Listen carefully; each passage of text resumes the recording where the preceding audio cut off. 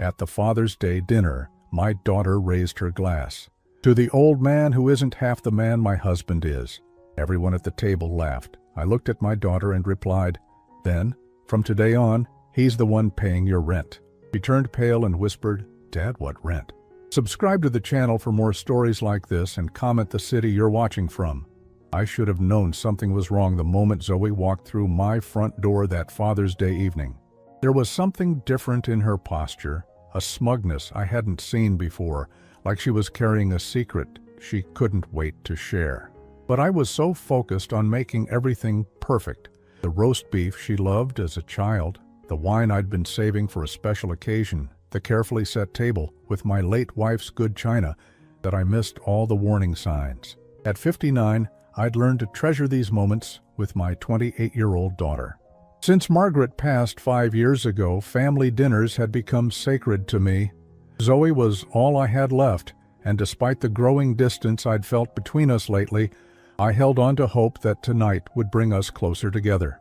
Richard arrived with her, of course. My son-in-law had this way of filling a room that made me feel smaller somehow.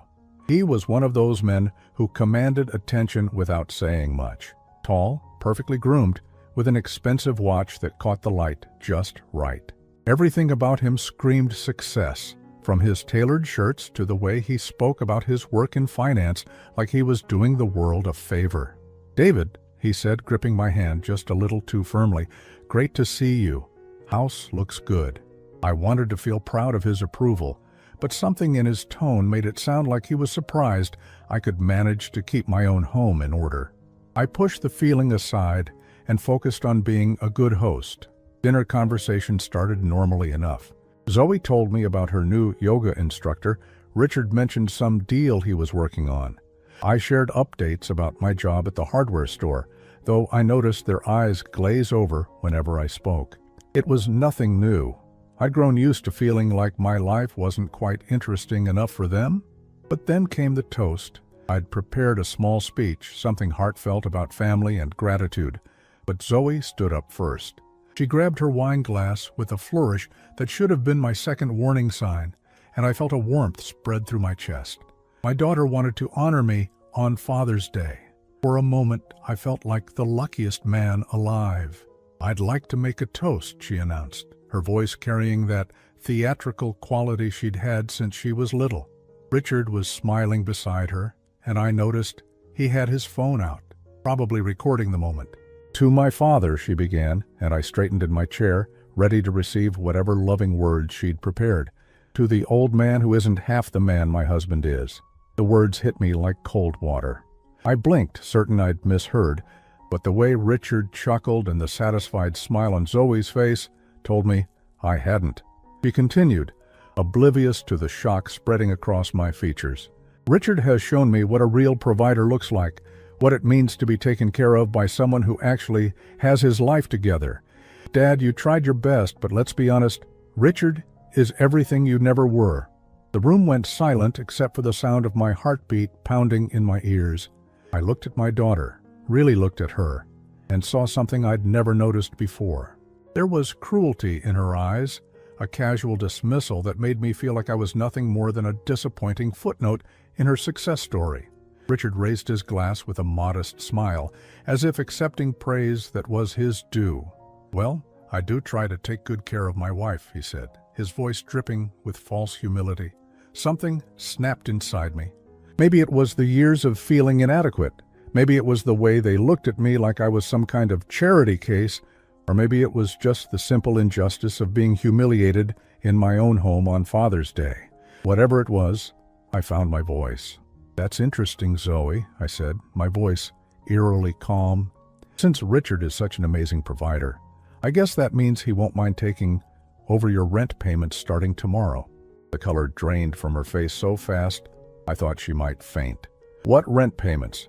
The confusion in her voice was genuine. She honestly had no idea. For 3 years, I'd been quietly transferring $800 every month to her landlord, telling myself it was temporary help while she got on her feet. She'd graduated college with a degree in art history and bounced between part-time jobs that barely covered her expenses. I'd watched her struggle and stepped in because that's what fathers do. We protect our children from hardship. But she thought Richard was paying for everything. Your apartment, sweetheart, the one on Maple Street with the exposed brick you love so much? I've been covering the rent since you moved in. Richard's cocky smile faltered. Zoe's wine glass trembled in her hand. That's impossible, she whispered. Richard pays for everything. He takes care of me. I pulled out my phone and opened my banking app, showing her the monthly transfers. $800 every month?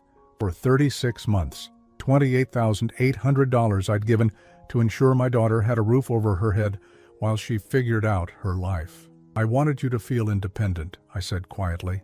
I thought if you knew I was helping, you'd feel like a failure. So I let you believe whatever story made you happy. Zoe sank back into her chair, staring at the phone screen like it was written in a foreign language. Richard was no longer recording. In fact, he'd gone very quiet, his jaw tight with what looked like anger. The silence stretched between us, heavy with the weight of 3 years of lies. Not lies I'd told, but lies she'd told herself. Lies about who was taking care of whom, about who had value and who didn't. Finally, Zoe looked up at me, her eyes wide with something between shock and humiliation. Dad, I didn't know. I thought, you thought what? That your old man was such a loser he couldn't even help his own daughter? The bitterness in my voice surprised even me. You thought Richard was so much better than me that he could afford to support a wife who doesn't work full-time? Richard cleared his throat. Now hold on, David.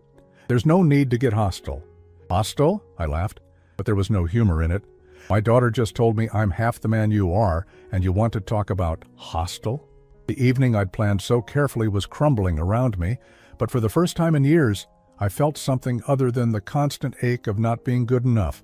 I felt angry, and that anger was clarifying in ways I hadn't expected. As I looked at my daughter's pale face and my son-in-law's uncomfortable silence, I realized this moment was about to change everything between us. The question was whether it would destroy us completely or finally force us to deal with the truth we'd all been avoiding. The truth about who was really taking care of whom in this family. The days following that disastrous Father's Day dinner passed in a haze of regret and revelation.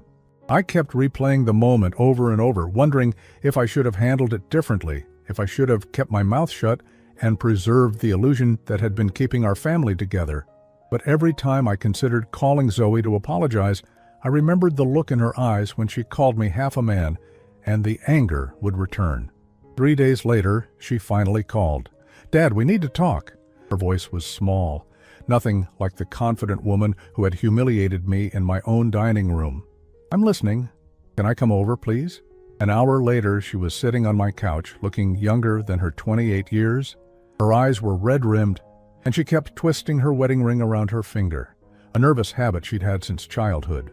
I've been thinking about what you said, she began, not meeting my eyes. About the rent. What about it? I don't understand why you didn't tell me. All this time, I thought Richard and I were doing so well. I thought we were successful. The pain in her voice almost broke my resolve, but I needed her to understand. Zoe, do you remember when you first moved into that apartment? She nodded. You called me crying because you couldn't make the deposit. You'd used all your savings on furniture and didn't have enough left over. You were so ashamed, you begged me not to tell Richard. Her face crumpled, I remember. So I called your landlord and worked out an arrangement. I told you I'd lent you the money, but really, I just started paying your rent directly. I thought it would be temporary, just until you got on your feet. But why didn't you stop? Why didn't you tell me when Richard and I got married? This was the part I'd been dreading. Because you seemed so happy believing you were independent, and because I paused, choosing my words carefully. Because Richard seemed to want you to believe he was providing for you. Her head snapped up. What do you mean? I got up and walked to my home office, returning with a folder I'd been keeping for the past 3 years. Financial records, copies of rent payments, and something else. Emails between Richard and myself that I'd never shown her. 6 months after you moved in, Richard contacted me. He said he knew I was helping with your expenses and that he appreciated it, but he wanted to take over. He said it would be better for your relationship if you believed he was the provider. Zoe's face went white as I handed her the printed emails. But here's the thing, sweetheart. He never took over. He just let you believe he had. Every month he'd tell you he was handling the bills, and every month I kept paying them. She read through the emails with shaking hands. There it was, in black and white, Richard thanking me for my discretion and promising to gradually take over the financial responsibilities. Emails that stretched back over 2 years, with Richard always finding reasons why it wasn't the right time for him to start paying, always assuring me that it would be just a few more months. He knew, she whispered. He knew everything. The rent, the car insurance I helped with when you had that accident, the credit card I paid off last Christmas when you thought he'd surprised you by clearing your debt. Zoe buried her face in her hands. Oh God, how much, Dad? How much have you been paying? I didn't want to tell her, but she deserved the truth. Beyond the rent, probably around $45,000 over the past 3 years. The number hung in the air between us like a physical weight. $45,000 that I'd scraped together by working overtime at the hardware store, by skipping vacations, by driving my old truck long past when I should have replaced it. Money I'd given gladly because I thought I was helping my daughter build a life. I work at a hardware store, I continued, my voice growing harder. I make $38,000 a year. Do you know what it means for me to give you that much money? She was crying now, quiet sobs that shook her shoulders. I didn't know, Daddy. I swear I didn't know. But you were happy to believe Richard was so much more successful than your old man, weren't you? It felt good to think you'd married up, that you'd found someone who could give you everything I never could. That's not fair, isn't it? When's the last time you asked about my life? When's the last time you seemed interested in anything I was doing? You used to call me every week, Zoe. Now I'm lucky if I hear from you once a month. She looked up at me with tears streaming down her face. Richard said you were getting clingy. He said it wasn't healthy for me to depend on you so much, that I needed to focus on our marriage. Another piece of the puzzle clicked into place. So he isolated you from me while taking credit for money I was sending. I don't think he meant it that way. Didn't he? Zoe, he's been playing both sides. He gets to be the successful husband in your eyes while I foot the bills, and I get to be the pathetic father who can't even provide for his own daughter. The silence that followed was deafening.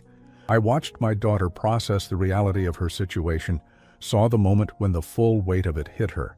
She wasn't the independent young woman she thought she was. Her marriage wasn't the financial success story she'd believed, and the man she'd just praised for being twice the man I was had been living a lie for years.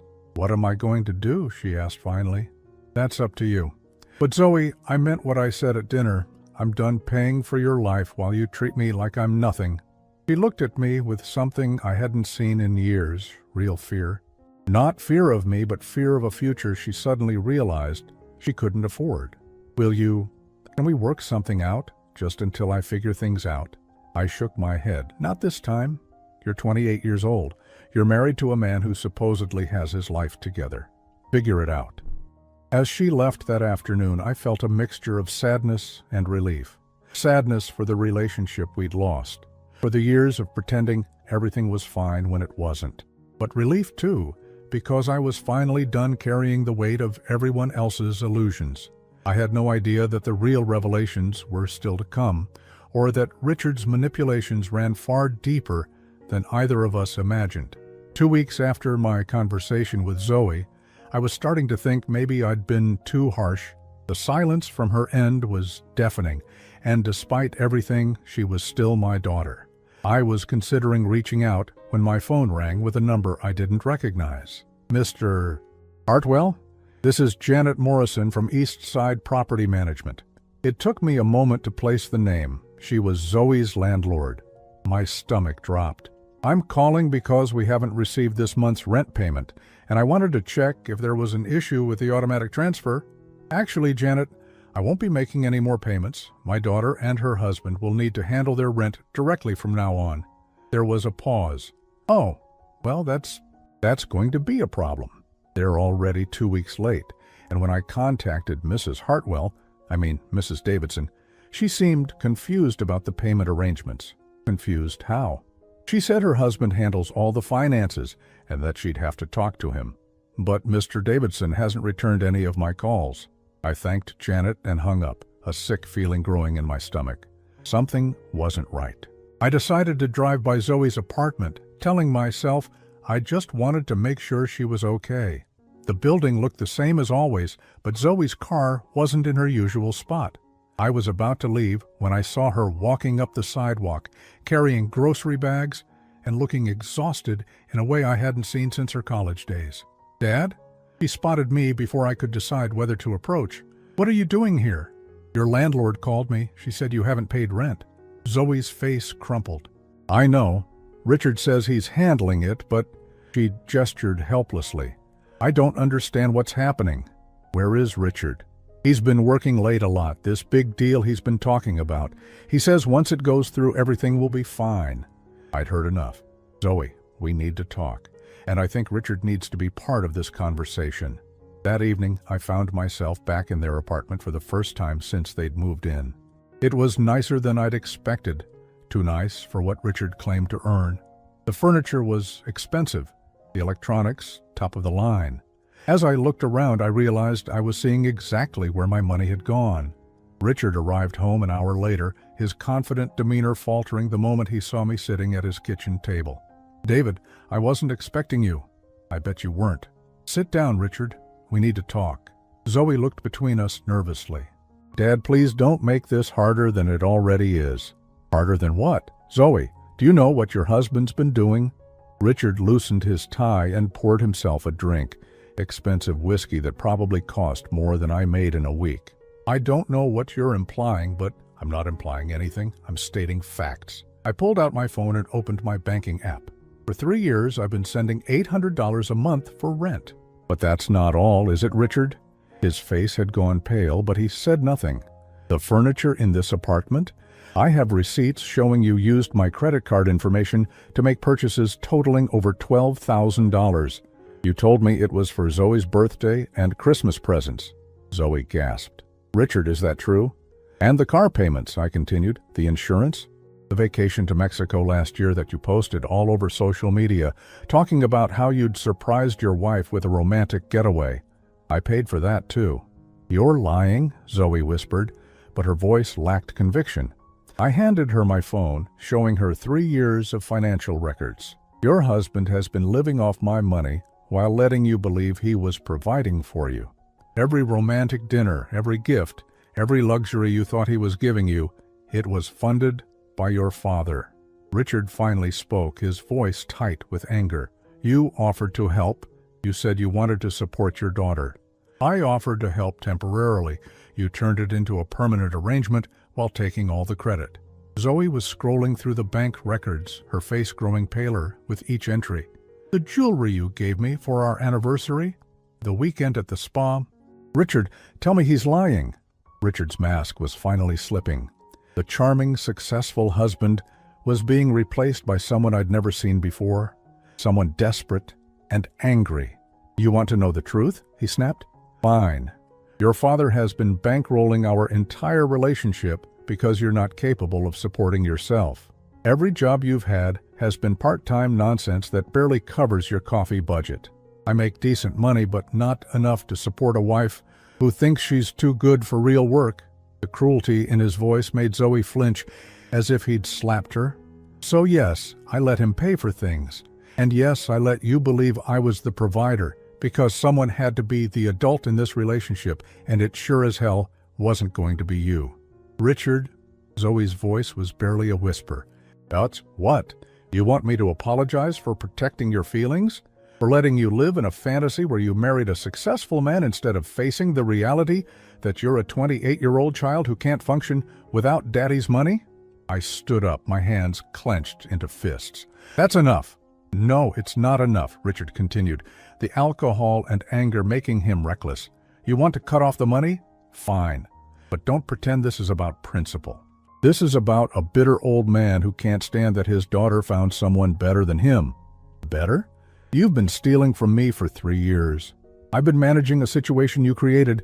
If you hadn't interfered, Zoe would have learned to be independent years ago. Instead, you kept enabling her, and I had to deal with the consequences." Zoe was crying now, silent tears streaming down her face as she listened to her husband tear apart everything she'd believed about their life together. You know what the worst part is? Richard wasn't done. She actually believed she was successful. She thought our life together meant something. She had no idea she was just another burden being passed from father to husband. That's when I saw it, the moment my daughter's heart broke completely.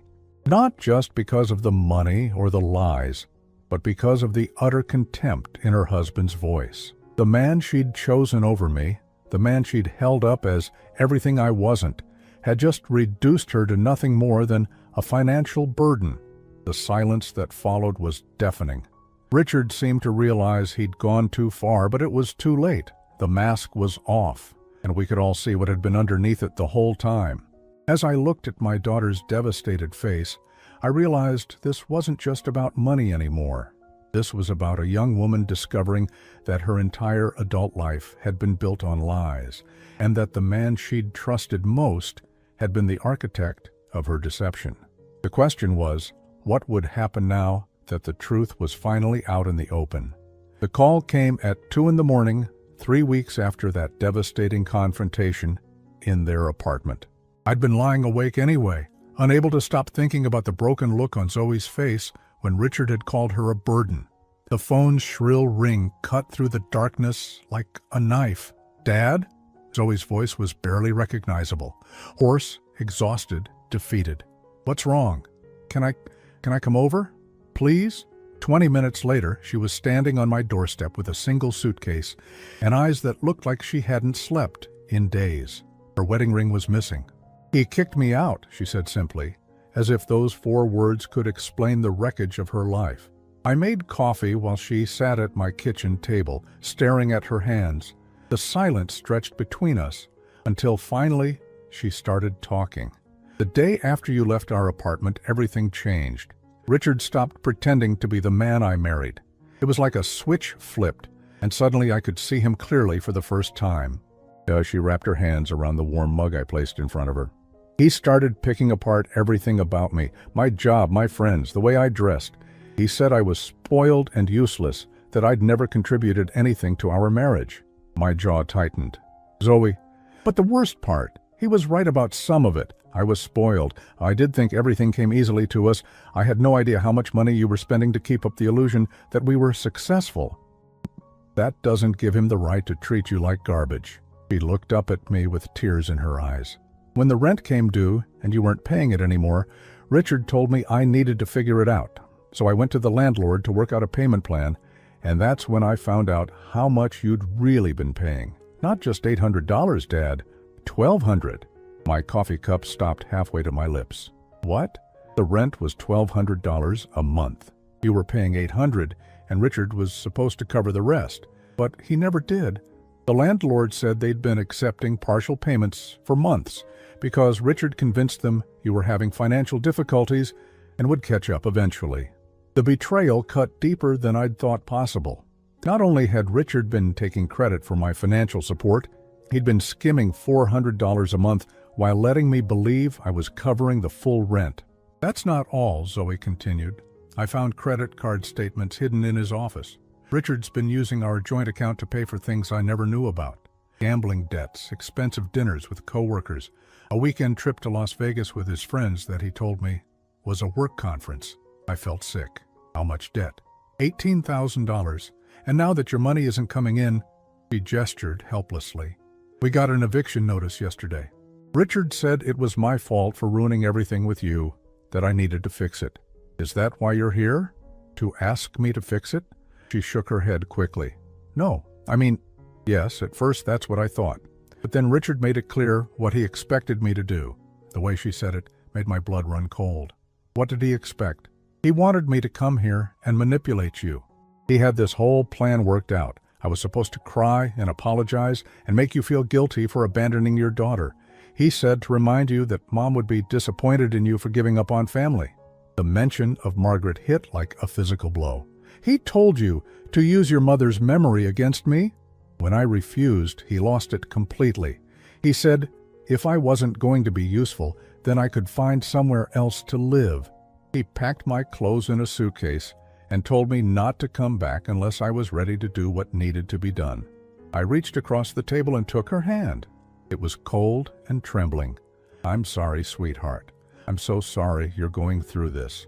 I keep thinking about what he said that night, about me being a burden passed from father to husband. What if he's right? What if I really am just useless? Stop! My voice was sharper than I intended. You are not useless. You made some mistakes, but that doesn't define who you are. Over the next few days, I watched my daughter grapple with the reality of her situation. Richard called constantly at first, alternating between angry demands that she come home and sweet apologies for his behavior. When she didn't respond, the calls became more frequent and more desperate. He's been calling my work, she told me one evening. My boss had to ask me to handle my personal issues on my own time. Have you considered changing your number? I keep thinking he might actually apologize, that maybe we can work through this. But Richard wasn't interested in working through anything. When sweet talking didn't work, he switched tactics. Mutual friends started calling Zoe, telling her that Richard was devastated and that she was being cruel by abandoning her marriage over money problems. Sarah called today, Zoe said after a particularly difficult conversation. She said Richard told everyone that you cut us off financially without warning, and now we're homeless because of your selfishness. What did you tell her? Nothing. How do I explain that my entire marriage was built on lies? That the man I thought was taking care of me was actually stealing from my father? The social isolation was taking its toll. Friends who had admired their seemingly perfect relationship were now taking sides, and most of them believed Richard's version of events. After all, he was charming and successful, while Zoe was the one who had moved back in with her father. But the worst moment came 2 weeks after she'd moved in with me. Richard showed up at my house unannounced, dressed in his most expensive suit and carrying flowers. "I'd like to speak with my wife," he said, when I answered the door. "She doesn't want to see you. That's not your decision to make." Zoe appeared behind me before I could respond. "It's okay, Dad. Let him in." However, what followed was the most manipulative performance I'd ever witnessed. Richard apologized for his harsh words, blamed his behavior on stress from work, and promised things would be different if she'd just come home. He painted a picture of a future where he'd learned from his mistakes, and they could rebuild their marriage stronger than before. "I've already talked to a financial counselor," he said, holding her hands and looking deep into her eyes. "We can work out a payment plan for the debts, get back on track. I just need my wife beside me to do it." For a terrifying moment, I thought she might actually believe him. The longing in her face was heartbreaking. She wanted so desperately for this nightmare to be fixable. But then, Richard made his fatal mistake. "Of course, we'll need your father's help for a few more months while we get back on our feet, just temporarily until the financial counseling starts working." The spell broke. Zoe pulled her hands away and stood up. "You still don't get it, do you? This isn't about money, Richard. This is about respect. This is about honesty. And you've never given me either of those things." Richard's mask slipped for just a second, revealing the cold calculation underneath. "Fine, but don't come crawling back when you realize what you've thrown away." As I watched him leave, I felt a mixture of pride and sadness. Pride because my daughter had finally seen through his manipulation. Sadness because I knew the hardest part was still ahead of her. Learning to live without the lies was going to be harder than learning to live without the money. Living with Zoe again after all these years was both a blessing and a challenge. She'd been with me for 6 weeks, sleeping in her old childhood bedroom, trying to piece together a life that felt authentic for the first time in years. But the process wasn't easy, and some days I wondered if either of us was strong enough to see it through. The first sign of real progress came when she got a full-time job at a local marketing firm. It wasn't glamorous work, mostly data entry and basic administrative tasks, but it was honest employment with benefits and room for growth. The day she got the offer, I found her crying in the kitchen. "What's wrong?" I asked, immediately fearing the worst. "Nothing's wrong," she said, wiping her eyes. I'm proud of myself." "Is that silly? It's just an entry-level position, but I got it on my own. No help from you, no influence from Richard, just me." "It's not silly at all. Your mother would be so proud." That night, for the first time since she'd moved back home, Zoe seemed genuinely happy. She talked about her plans for the future, about maybe taking night classes to get better qualifications, about finding her own apartment once she'd saved enough for a deposit. It felt like we were finally moving forward. Then, Richard started his campaign to win her back. It began subtly. Flowers delivered to her workplace with notes about how much he missed her. Text messages, late at night, apologizing for his behavior and begging for another chance. He'd learned from his mistakes, he said. He was getting help for his gambling problem. He'd even started seeing a therapist to work on his anger issues. He seems different, Zoe said one evening, showing me his latest message, more sincere. I looked at the carefully crafted words on her phone screen and felt a familiar anger rising in my chest. Zoe, people don't change that quickly. But what if he has? What if losing me really was the wake-up call he needed? And what if it wasn't? Are you willing to risk everything you've built here on the chance that Richard has suddenly become the man you wanted him to be? She didn't answer, but I could see the doubt creeping back into her eyes. The seed Richard was planting was taking root. The real test came when he showed up at her workplace. Zoe's supervisor called me because Richard was in the lobby, claiming to be her husband and demanding to see her. When she refused to come down, he caused enough of a scene that security had to escort him out. That evening, Zoe was quiet during dinner. Finally, she spoke. He looked terrible, Dad. Like he hasn't been sleeping or eating. Maybe he really is suffering without me. Of course he's suffering. His meal ticket is gone. That's cruel. Is it? Zoe, what do you think is going to happen if you go back to him? Do you think he's suddenly going to start paying his own bills? Do you think he's going to respect you more because you have a job that pays $32,000 a year? She flinched at the harsh reality of her situation. Even with her new job, she was barely making enough to cover basic expenses. The comfortable lifestyle she'd enjoyed with Richard, the nice apartment, the dinners out, the shopping trips, all of that had been funded by my money. I'm not saying I want to go back to him, she said defensively. I'm just saying maybe I should hear him out. Why? Because she struggled to find the words. Because I'm scared, okay? I'm scared that I'm never going to find someone else who wants to be with me. Richard might have been lying about the money, but he did choose me. He married me. What if nobody else ever does? The vulnerability in her voice broke my heart. This was what Richard's emotional abuse had done to her, made her believe she was lucky to have anyone at all, even someone who treated her terribly. Sweetheart, you're 28 years old. You have your whole life ahead of you. Don't settle for someone who makes you feel small just because you're afraid of being alone. But fear is a powerful motivator, and Richard knew exactly how to exploit it. He started showing up at places where he knew she'd be. The grocery store near our house, the coffee shop where she liked to go on weekend mornings. Each encounter was carefully orchestrated to seem accidental, and each time he looked a little more pathetic, a little more repentant. The breaking point came when he enlisted help from an unexpected source, my own sister, Linda. Linda called me on a Saturday morning, her voice tight with disapproval. David, I think you're being too hard on that boy. What boy? Richard. He came to see me yesterday, and he's absolutely heartbroken. He knows he made mistakes, but he loves Zoe. He's willing to do whatever it takes to make things right. I felt a familiar knot forming in my stomach. What exactly did he tell you? He explained about the financial problems, how you suddenly cut off support without warning. He said Zoe moved out because she was embarrassed about needing help, but that he's ready to take full responsibility for their expenses now. And you believed him? Why wouldn't I? He seemed very sincere. He even showed me documentation from a financial counselor and a therapist.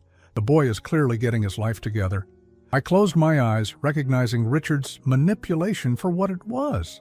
He'd presented Linda with a carefully edited version of events, one that painted him as the reformed husband trying to win back his stubborn wife. Linda, did he mention the 3 years of lying, the gambling debts, the way he spoke to Zoe the night she left? Everyone has problems, David. The question is whether they're willing to work on them. Richard is. Are you going to stand in the way of your daughter's happiness because you're still angry? That evening, Linda called Zoe directly. I could only hear one side of the conversation, but it was enough to understand that my sister was delivering a carefully crafted message about forgiveness, second chances, and the importance of fighting for love.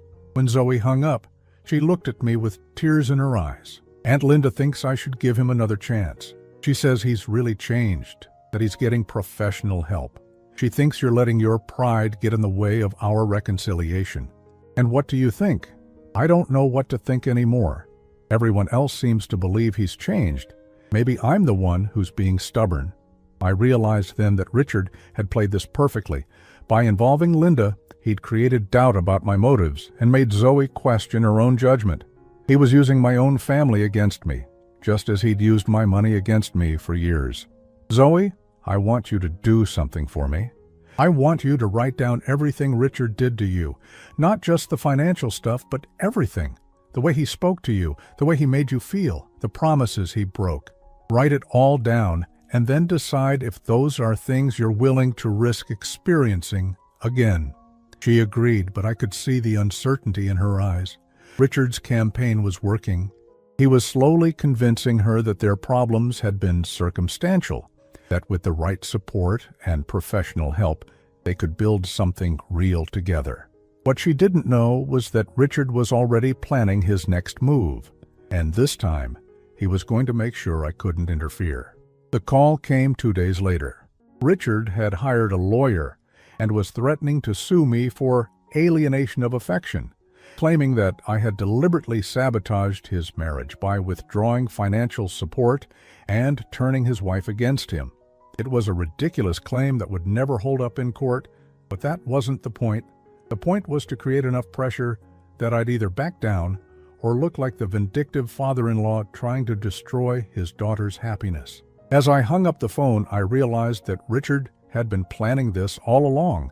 The therapy, the financial counseling, the carefully timed encounters with Zoe, it was all building toward this moment when he could present himself as the victim of my unreasonable interference. The question was whether Zoe would see through his final manipulation, or if she'd let fear and family pressure drive her back into the arms of a man who saw her as nothing more than a means to an end. The turning point came on a rainy Thursday evening in October, exactly 3 months after that devastating Father's Day dinner. Zoe had been living with me for 10 weeks, and I'd watched her slowly rebuild her confidence and sense of self. But Richard's pressure campaign was taking its toll.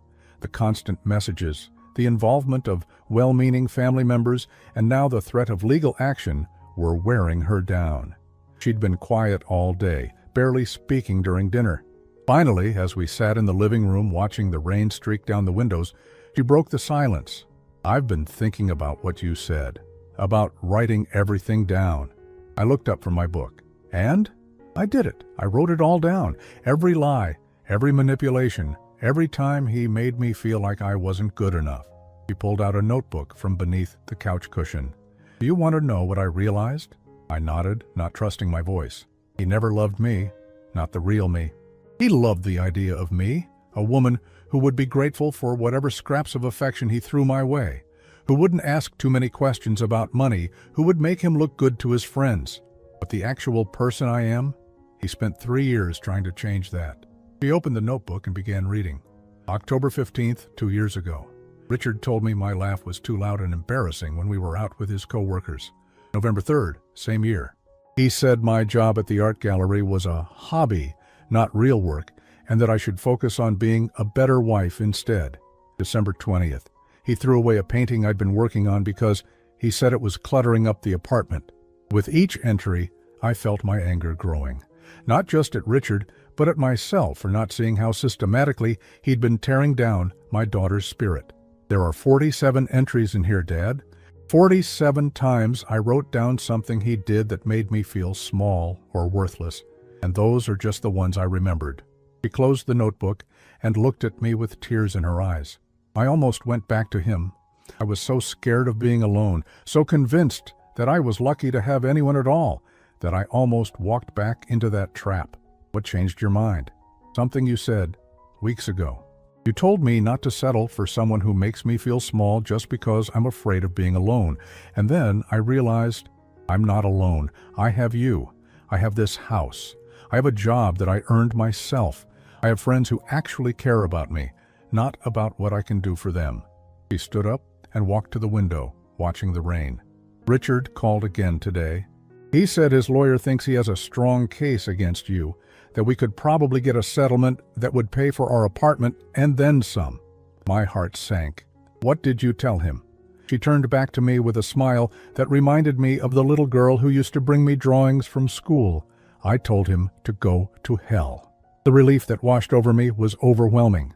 Zoe, I'm done, Dad. I'm done being manipulated. I'm done feeling guilty for wanting to be treated with respect. And I'm done letting fear make my decisions for me. She sat back down beside me. I called Richard back an hour later and told him I want a divorce. I also told him that if he continues to harass you or threatens you with legal action, I'll testify about everything. The financial manipulation, the emotional abuse, all of it. How did he take that? About as well as you'd expect. He called me every name in the book and then hung up on me. But you know what? For the first time, his anger didn't scare me. It just made me sad for the person I used to be, the one who would have apologized for making him mad. Over the next few months, I watched my daughter transform into someone I barely recognized, and yet someone who was more herself than she'd ever been during her marriage. The divorce proceedings were ugly, with Richard fighting every step of the way, but Zoe stood firm. She refused his attempts at reconciliation, ignored his threats, and slowly built a life that was entirely her own. She moved into a small apartment across town in January, a modest place that she could afford on her salary. It wasn't fancy, one bedroom, basic appliances, no luxury amenities, but it was hers. The night she got the keys, she called me with tears in her voice. I did it, Dad.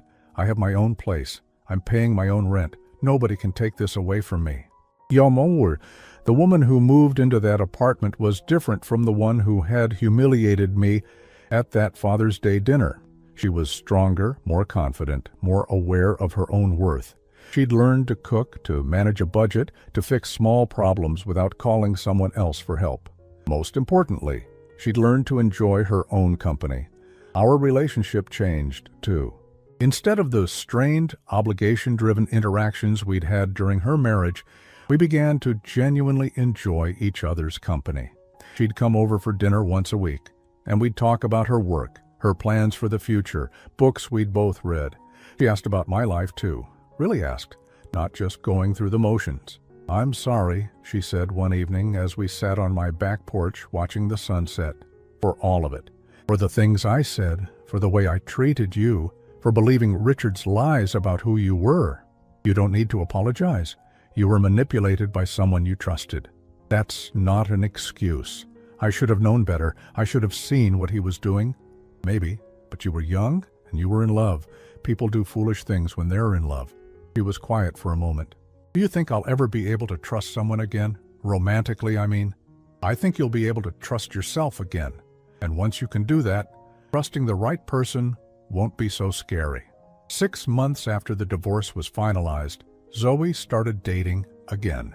Nothing serious at first, just coffee dates and casual dinners with men she met through work or friends. But I could see her confidence growing with each interaction. She was learning to set boundaries, to recognize red flags, to value herself enough to walk away from anyone who didn't treat her well. The real test came when she introduced me to Michael, a teacher she'd been seeing for 2 months. He was quiet, thoughtful, the kind of man who listened more than he talked. During dinner at my house, I watched how he interacted with Zoe, with respect, genuine interest, and without any need to dominate the conversation or prove his superiority. After he left, Zoe helped me clean up the dishes. So what do you think? I think he seems like a good man. More importantly, what do you think? I think I'm finally ready to trust my own judgment again. A year later, I sat in the front row of a small church watching my daughter marry Michael in a simple ceremony that she'd planned and paid for herself. There were no expensive flowers, no elaborate reception, no pretentious displays of wealth. Just 2 people who genuinely loved and respected each other, surrounded by family and friends who cared about their happiness. As Zoe walked down the aisle, radiant in a dress she'd chosen because she loved it, not because it impressed anyone else, I felt a profound sense of peace. This was who she was meant to be, not a trophy wife or a financial burden, but a strong, independent woman who knew her own worth. During his toast at the reception, Michael mentioned how much he admired Zoe's resilience and independence. "She's taught me," he said, "that real love isn't about what you can provide for someone, but about who you become when you're with them. Zoe makes me want to be a better man, not because she demands it, but because she deserves it." Later that evening, as the guests were leaving, Zoe found me sitting alone at our table. "Thank you," she said simply. "For what?" "For loving me enough to let me fall. For not rescuing me when I needed to learn to rescue myself. For showing me that I'm worth more than I ever knew." I hugged my daughter tight, remembering the scared young woman who had come to my door with a single suitcase and a broken heart. The person she'd become, strong, confident, genuinely happy, was someone Richard had never allowed her to be. As I drove home that night, I thought about that terrible Father's Day dinner that had started it all. At the time, it had felt like the end of our relationship, but it had actually been the beginning of something better, a real family bond based on mutual respect rather than financial dependence. Sometimes the best gift you can give someone isn't your money or your protection. Sometimes it's the chance to discover their own strength. Zoe had found hers, and watching her use it to build a life she truly wanted was worth every difficult moment we'd endured to get there. The old man who wasn't half the man her husband was had raised a daughter who was twice the woman anyone had ever expected her to be, and that, I realized, was a legacy worth celebrating.